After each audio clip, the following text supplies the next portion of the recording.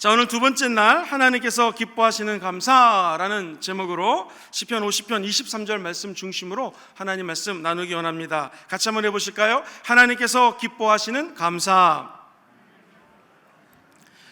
오늘 말씀은 감사로 제사를 드리는 자가 하나님을 영화롭게 한다고 말씀하십니다. 이 제사는 오늘날의 예배입니다. 하나님께 나와 예배 드릴 때는 하나님께서는 감사로 예배를 드리는 자를 찾고 계시는데, 왜 감사로 예배를 드려야 되는가? 하나님을 영화롭게 한다라는 것이죠. 우리 인간들도 칭찬을 받으면 굉장히 기분이 좋습니다. 오늘 찬양을 인도한 형제가 너무너무나 오늘따라 멋있어 보입니다. 할렐루야! 윤천 형제 입이 막 이렇게 찢어지고 있습니다. 얼마나 기분이 좋겠습니까? 사람도 사람을 칭찬하면 기분이 좋고, 또 목사님이 칭찬하면 더 기분이 좋을 것입니다. 그런데 하나님도 마찬가지죠. 우리 인간을 하나님의 형상대로 만드셨기 때문에 우리 인간이 하나님을 감히 칭찬한다면 하나님도 마음이 너무나 기쁘다라는 것이죠. 그런데 문제는 우리 같은 죄인이 어찌 하나님을 감히 칭찬할 수 있겠습니까? 하나님을 칭찬하는 것을 우리는 감사 혹은 찬양이라고 표현을 합니다. 하나님께 감사와 찬양을 드리는 것은 왜 중요하냐면 하나님께 칭찬을 올려드리는 거예요. 다른 원어적 표현으로 얘기하면 하나님을 찬양하라, 하나님께 감사하라, 이 말은 하나님을 자랑한다라는 것입니다. 우리 평생 동안 하나님을 자랑하고 하나님을 칭찬하고 하나님을 높이는 그 감격이 끊이지 않게 되기를 주 예수님의 이름으로 축원합니다. 자, 그렇다면 오늘 먼저 본문으로 들어가기 전에 그림을 하나 좀 보여드리기 원합니다. 사진인데, 이 사진은 미국의 아주 유명한 화가가 그렸습니다. 숄맨이라고 하는 분이 그린 예수님 이 초상화입니다. 이 숄맨이라고 하는 화가는 1892년도에 태어나서 1968년 꽤 오래 하나님께 영광 돌리며 살다가 천국에 간 크리스찬 화가입니다. 미국 시카고 태생이고요. 그런데 이 화가는 안타깝게도 결혼한 지 얼마 지나지 않아서 중병에 걸리게 됩니다. 의사 선생님이 말씀하시기를 당신은 임파선 결핵이라고 하는 아주 안 좋은 질병을 앓고 있습니다. 죄송합니다만 앞으로 3개월밖에 살 수가 없습니다 하고 말씀을 하셨습니다. 그런데 안타까운 것은 이 아내가, 이 화가의 아내 되시는 분이 유명한 가수셨는데 역시 예수를 열심히 믿는 자매였습니다. 더 마음이 아픈 것은 임신 중에 있는 거예요. 그러니 애기 아빠가 될 젊은 사람이 얼마나 마음이 아팠겠습니까? 곧 태어날 아이를 보지도 못하고 죽겠구나. 인생의 허망함과 슬픔이 다가왔습니다. 그런데 정말 중요한 것은 귀한 아내를 얻는 것이 얼마나 축복인지요. 예수 믿는 아내가 이렇게 얘기를 했습니다. 여보, 3개월밖에 못 산다고 우리 생각하지 말고 하나님이 3개월이나 더 살 수 있도록 은혜를 주셨다고 생각을 합시다. 그러니 이제 불평하지 말고 원망하지 말고, 하나님이 이 3개월이라는 시간, 90일이라는 시간이 얼마나 깁니까? 짧은 시간이 아닙니다. 우리 3개월 동안 하나님께 감사하고 당신과 내가 3개월 동안 이렇게 살 수 있는 것을 하나님 앞에 진심으로 기도하고 감사하며 살았으면 좋겠습니다. 천금같이 여기고 앞으로 3개월을 같이 살죠 라고 얘기를 했습니다. 그러면서 이 남편의 마음이 변화됐습니다. 그래, 어차피 3개월 기뻐하며 감사하며 살자라고 열심히 기도하고 또 그림 그리고 아내는 열심히 노래 부르고 살았습니다. 3개월 뒤 이 병이 깨끗이 나았습니다. 그리고 얼마 지나지 않아 1940년대 아까 보셨던 그 그림을 그렸는데요. 저 그림은 일반 예수님의 모습하고는 좀 사뭇 틀립니다. 아주 강하고 담대하고 아주 굳건한 의연한 예수님의 모습을 엿볼 수가 있습니다. 우리 예수님은 어떤 자를 도와주실까요? 오늘 저와 여러분들의 인생이 만약 3개월밖에 안 남았다고 가정을 해보겠습니다. 이건 가정입니다. 앞으로 30년, 300년 더 사시기를 바랍니다. 가정했을 때에 3개월밖에 안 산다면 기분이 어떻겠습니까? 너무나 마음이 아프겠죠. 그런데 우리의 마음이 설사 안 좋은 일이 생긴다 할지라도 감사하면 이 감사는 앞으로 다가올 모든 미래의 저주와 어둠과 안 좋은 일들을 다 덮어버린다라는 것입니다. 그래서 감사는 우리 인생에서 가장 중요하다는 것이죠. 왜 우리는 하나님 앞에 이렇게 감사를 드려야 될까요? 하나님은 왜 감사로 찬양을 받고 영광 받기를 원하실까요? 그것은 첫 번째로 감사한다고 하는 것은 하나님을 인정하는 것이 됩니다.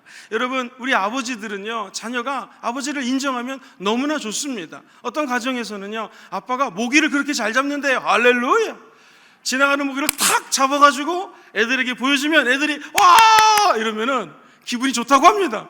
근데 모기를 탁 잡아가지고 애기들에게 보여줬는데 애들이 에이 뭐 이러면은 기분이 안 좋다라는 것이죠. 이 아버지들은 인정받는 것을 참 좋아합니다. 남자들의 특징이라는 것이죠. 하나님도 마찬가지입니다. 하나님께 감사한다는 것은 내 인생에서 지금까지 지내온 것 주님의 은혜입니다 라고 감사로 하나님께 표현해 드리는 거예요. 그 말은 곧 하나님을 인정하는 것입니다. 돌아온 발걸음, 지금까지 지내온 삶을 돌이켜보니 발자국 한 발자국이 그냥 걸은 것이 아니라 전적인 하나님의 은혜였습니다 라고 감사를 드리면 우리 성부 하나님께서는 그래, 네가 나를 인정하는구나. 지금 너에게 어려움이 있지만 내가 도와주리라. 너가 지금 앞으로 다가올 이런 어려움들이 있을 걸 난 알고 있지만 내가 너와 함께 할 것이다 라는 하나님의 음성을 듣게 되기를 주님의 이름으로 축원드립니다. 천하 만물을 창조하신 하나님, 우주도 지으시고 공기도 지으시고 이 땅도 지으시고 금정산도 창조하시고 저와 여러분들이 이 예배드리는 우리 교회도 만드신 분이 하나님이십니다. 우리 아내도 남편도 자녀도 하나님이 주신 거 아니겠습니까? 그럼 지금까지 받은 은혜에 감사한다라는 것은 지금까지 내 삶의 전적인 분야에서, 전적인 영역에서 전방위적으로 360도로 하나님이 나를 인도해 주셨습니다 라고 인정하는 것이 감사라는 것입니다.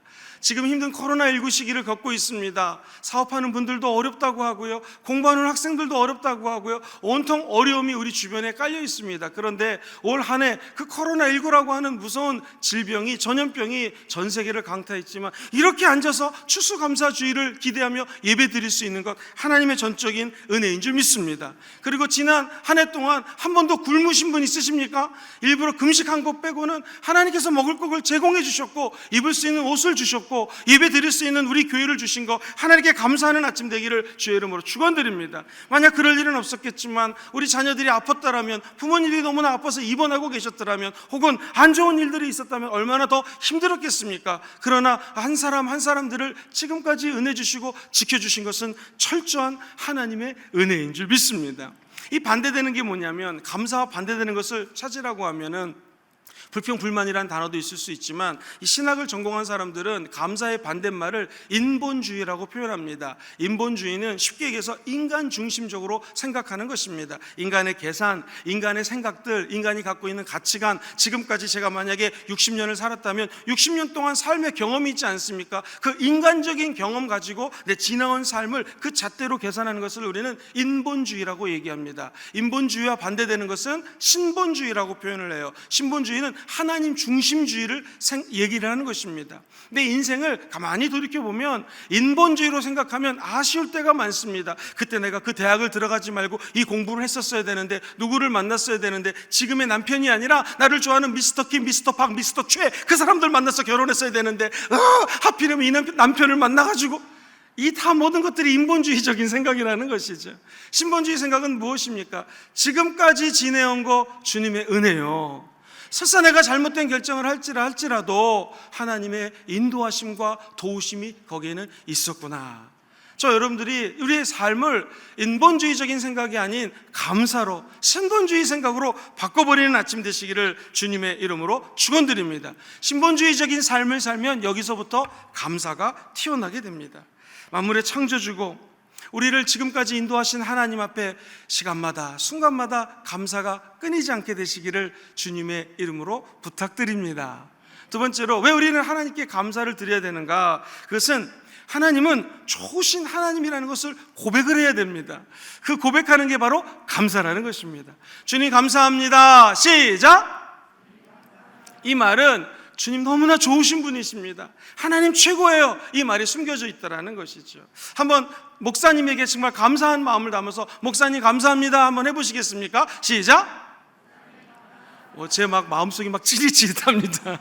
이 말은 목사님으로 인정한다는 말이죠. 우리 윤종남 목사님 감사합니다. 그럼 뭐예요? 목사님께 하나님의 사자로서 내가 인정합니다. 아버지 하나님 감사합니다라는 말도 똑같습니다. 육신의 부모님에게도 어머니, 아버지 지금까지 저를 키워주신 거 감사합니다라고 고백하면 부모의 마음은 너무너무나 좋은 것이죠. 왜? 자녀들이 나에게 100만 원, 200만 원, 5만 원 용돈 안 줘도 나를 부모로 인정해 준다는 것이 기쁘지 않겠습니까? 똑같습니다. 하나님께 감사합니다, 이 말은 하나님 좋으신 분입니다. 지금까지 내 인생을 차곡차곡 지켜주실 뿐만 아니라 오늘 아침에도 어려운 기도 제목이 있는데 하나님 감사합니다, 나는 하나님을 인정한다는 말이에요. 이 문제들을 하나님이 극복하고 답을 주시고 지혜로 말미암아 모든 문제가 저 바닷물 깊은 곳에 가라앉게 될 줄 믿습니다. 이게 감사라는 것이죠. 왜 하나님께 우리는 감사합니까? 요한복음 3장 16절에 보면 하나님이 이 세상은 저와 여러분들을 상징합니다. 김영근, 여기 있는 모든 성도들을 사랑하사 누구를 주셨습니까? 독생성자 예수님을 주셨으니 이제 그를 믿으면 멸망치 않고 영원한 생명을 얻게 됩니다. 이것이 가장 감사의 기본이라는 것이죠. 우리가 또 하나 감사할 것이 있습니다. 요한복음 10장 10절 말씀 같이 한번 읽어보겠습니다. 시작. 도둑이 오는 것은 도둑질하고 죽이고 멸망시키는 것뿐이요 내가 온 것은 양으로 생명을 얻게 하고 더 풍성히 얻게 하려는 것이라. 도둑 사탄 마귀가 온 것은 죽이고 멸망시키고 도둑질하기 위함입니다. 그러나 우리 예수님이 이 땅에 오신 것은 저와 여러분들에게 생명을 주되 넘치도록 주기 위한 하나님의 계획이 숨겨져 있다는 것이죠. 우리 예수님은 왜 좋으신 분이신가? 오늘 이 아침에도 예수님이 좋으신 분이심을 믿으시면 아멘 해볼까요? 그것은 바로 주의 성령이 우리 예수님에게 임하셨으니 이렇게 성경은 이야기합니다. 성령이 왜 우리 예수님에게 임하셨을까요? 첫째, 가난한 자에게 복음을 전하게 하시려고. 두 번째, 성령께서 기름을 부으시고 예수 그리스도를 보내사 포로된 자에게 무엇을 주십니까? 자유를 주시는 분이라는 것이죠. 18절 같이 있습니다. 시작. 눈먼 자에게 다시 보게 함을 전파하며 눌린 자를 자유롭게 하고 주의 은혜의 해를 전파하게 하려 하심이라 하셨더라. 할렐루야. 그 좋으신 예수님이 우리 영혼 깊은 곳에 함께 계십니다. 오늘 눌린 자가 있으면 자유케 될 것입니다. 아프신 분이 있으면 치유해 주실 것입니다. 오늘 마음속에 답답함과 누구를 용서하지 못한 한 맺힌 응어리진 그 어떤 감정을 가지고 나왔다면 우리 예수님께 다 고하십시오. 아뢰십시오. 주님께 감사함으로 나의 지금 상황을 고백해 보십시오. 우리 주님이 기적적으로 치유해 주실 것입니다. 왜냐하면 우리 예수님은 양으로 자기가 사랑하는 양들로부터 생명을 얻되 풍성히 얻게 하기 위한 하나님의 아들이 우리 예수님이십니다. 할렐루야. 그러므로 우리는 이 새벽에 우리 예수님께 감사를 드릴 수가 있는 것이죠. 감사는 하나님의 하나님 되심을 인정하는 것입니다. 예수님이 나의 구세주가 되시고 문제 해결자이심을 고백하는 것이 바로 감사입니다. 거꾸로 얘기하면은요, 마귀는 지금도 우리 마음속에 감사를 뺏어가고 불평과 불만을 집어넣습니다. 이 원수 마귀는 쫓겨내는 방법이 한 가지 있습니다. 그냥 안 나갑니다. 예수 이름으로 명하면 이 원망과 불평이 떠나가게 될 것입니다.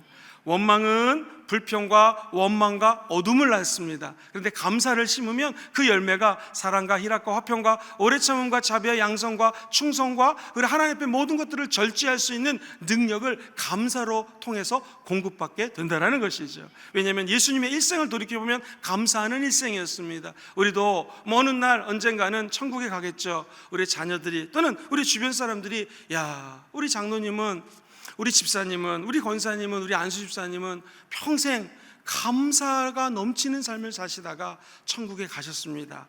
이런 고백을 듣게 되기를 주님의 이름으로 기도합니다.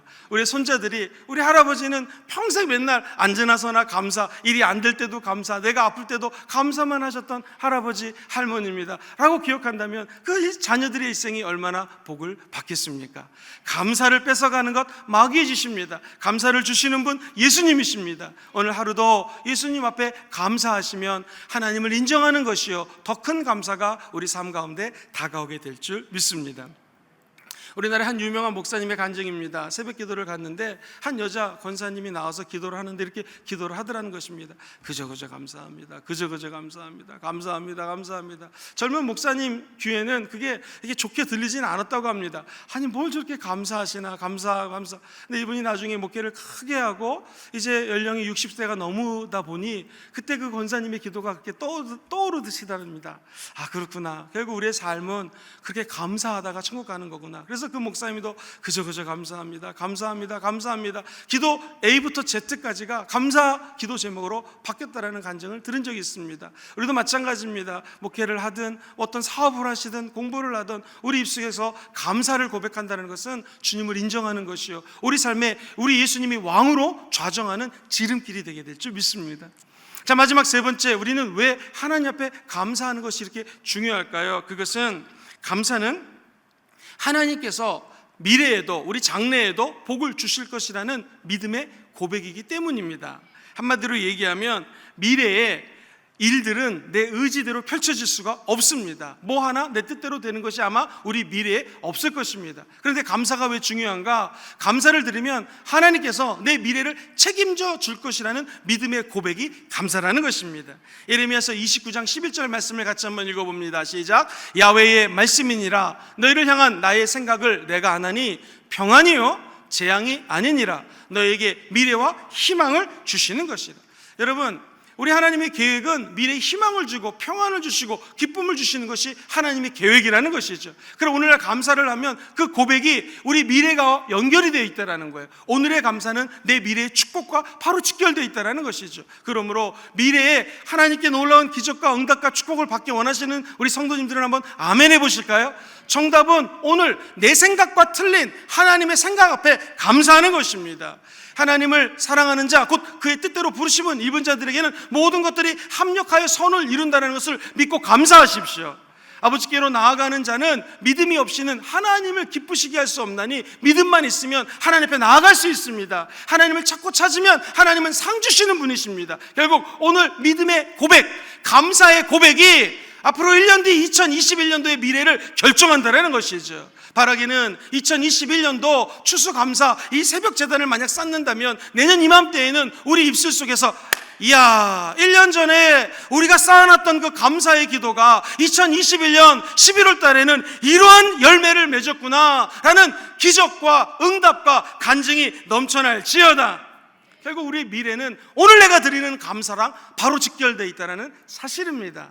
그도 그럴 것이 우리 하나님은 감사하는 자를 가장 기뻐하시고 그 사람의 미래를 책임져 준다는 것이죠. 신학교에서 있었던 일입니다. 어떤 신학생이 교수님 참 감사합니다, 감사합니다, 늘 교수님께 감사하다는 말을 전했다고 합니다. 그 교수님이 하나님의 은혜로 강남에 있는 장로교회 큰 대형교회, 초대형교회의 담임 목사님으로 가시게 되었습니다. 이제 교육자들을 좀 뽑아야 될 텐데, 새롭게 좀 목회를 시작해야 될 텐데 누구를 뽑을까 했을 때 여러분 어떤 신학생이 떠올랐겠습니까?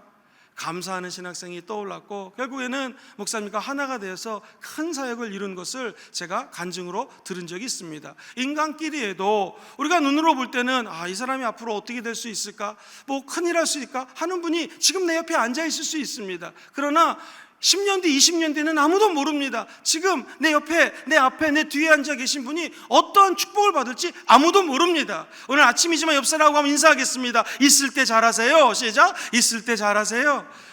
이 앞으로 인생은 어떻게 될지가 알 수가 없습니다. 그렇지 않습니까? 우리 저보다 연배가 많으신 우리 성도님들도 경험하셨을 것입니다. 분명히 내 밑에서 일하던 사람인데 아니 이게 10년 뒤 20년 뒤는 내 상사가 될 수도 있는 것이고요. 분명히 저 밑에서 따라오던 사람인데 어느 날 더 잘된 경우도 얼마나 많이 있습니까? 알 수가 없습니다. 오늘 드리는 감사가 인간끼리도 우리의 미래에 어떻게 연결이 될지는 아무것도 모른다라는 것이죠. 사랑하는 성도님들, 오늘 하나님 앞에 감사하십시오.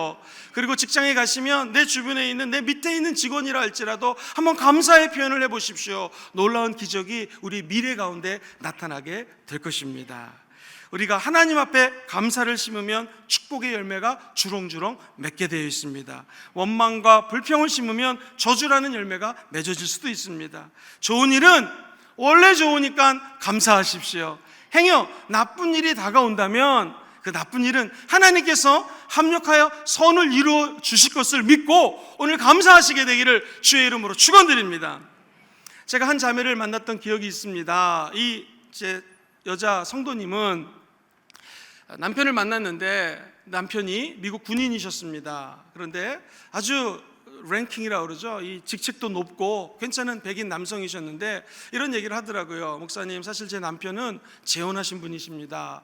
그러면서 하나님 앞에 감사하다라는 거예요. 왜요? 그랬더니 이 재혼하신 분들이 두 종류가 있다라는 것이죠. 첫 번째는 어차피 결혼 망쳤으니까 다음에도 또 결혼해봤자 뭐 좋은 일 있겠어, 뭐 이렇게 쉽게 얘기해서 더 힘들게 하는 남편들이 있었고, 두 번째 유형은 한 번 결혼을 실패했기 때문에 이제 지혜가 있고 하나님 주시는 감사가 있고 그 마음속에 아내에 대한 소중함을 알기 때문에 아내에게 지극정성으로 잘하는 남편이 있다라는 거예요. 그런데 지금 같이 살고 있는 남편은 그런 남편이라는 거예요. 그래서 목사님, 기도 제목이 있습니다. 결혼한 지 5년이 지났는데 아직 아기가 없습니다. 아기를 낳을 수 있도록 좀 기도해 주세요. 그래서 그 집에 가서 작정 3일 기도를 했습니다. 제목은 아기 낳게 도와주시옵소서. 그래서 주로 에베소서를 많이 읽었습니다. 에베소서, 에베소서, 에베소서, 할렐루야. 근데 6개월 지나서 정말 아기가 임신을 한 거예요. 나중에 제가 박사학위를 하러 호주에 갔는데 잠깐 들어왔을 때 아기를 안고 왔어요. 이 애가 누굽니까? 목사님 기도해 주셔서 난 아기입니다. 해가지고 함께 감사 기도를 드렸던 적이 있습니다. 사랑하는 성도님들, 우리가 일이 잘 안 되면 하나님께서 합력하여 선을 이룰 것을 믿고 감사해 보십시오. 그럼 우리 미래에 좋은 일이 일어나게 될 것입니다. 오늘 그 하나님께 감사로 영광 드리는 귀한 하나님의 일꾼들, 제자들 되시기를 주의 이름으로 축원드립니다.